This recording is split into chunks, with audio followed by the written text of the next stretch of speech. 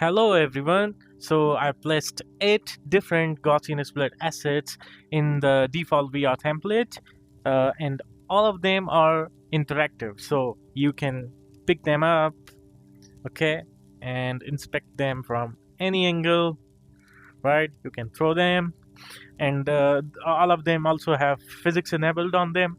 And I really like this one because if we are building VR training applications, this means that now we can add any tools in a Gaussian split format and look at the reflections. Wow.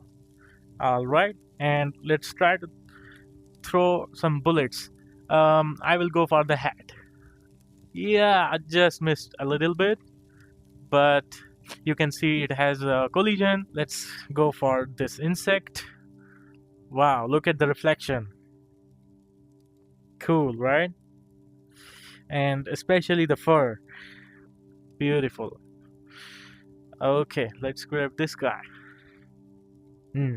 It does not have those beautiful reflections, but still looking good. You can see how good these reflections are looking.